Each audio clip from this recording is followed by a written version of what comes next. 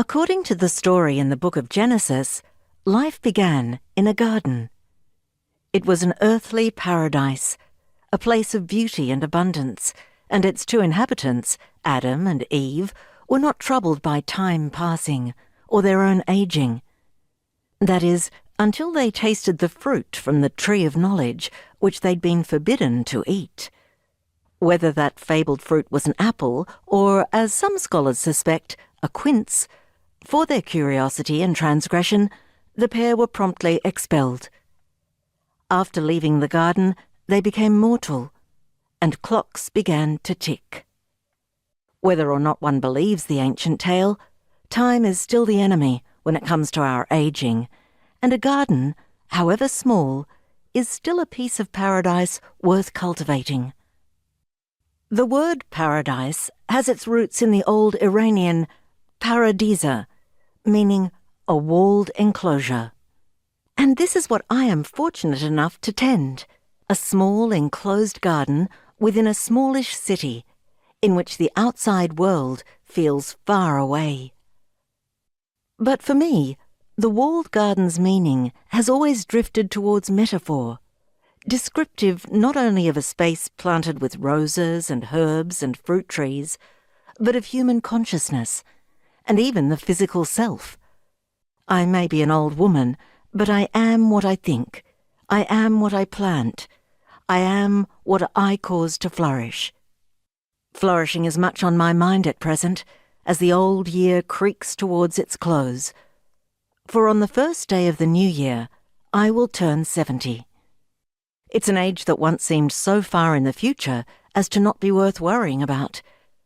Yet suddenly, here we are, hitting the biblical 70 years and 10. It is a long stretch of time to have lived, although I seem to have arrived here all too soon. In so many ways I feel no different from the person I've always been, still loving the things I love, constantly seeking to perfect my imperfect creations, whether it be rearranging the furniture, planning changes in the garden, or working on a piece of writing. Yet it does feel strange to have lived for the greater part of a century, and to have changed so radically from my childhood self. Strange, too, to remember events that are now considered part of history. The first moon landing, the assassination of an American president, young men being conscripted to fight in the Vietnam War, to name but a few.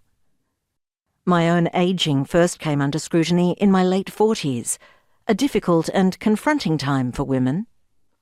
Like so many before me, I experienced a sense of having suddenly become invisible, and for a while, in a state of quiet shock, I wondered how I was to manage.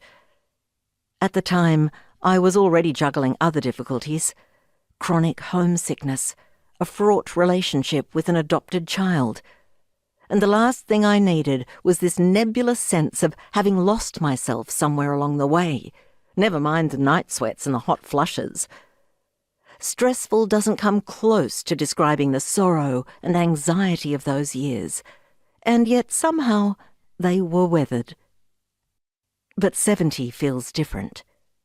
70 calls for a facing up to the certainty that time is short, and it raises many questions, such as, am I old now? Yes, I am. Should I have a sensible haircut? No, never. I'm going to lose people and things I love. How will I bear it? You'll bear it as you've always borne your losses, one day at a time. After 70, will I go forth as an old woman? Yes, it's time. And how then shall I define myself to others? Will I be an elder, older, a senior, or simply, and this is my preference, an old woman? Because putting old and woman together in a sentence in our culture usually implies an insult, and the rebel in me wants to challenge that.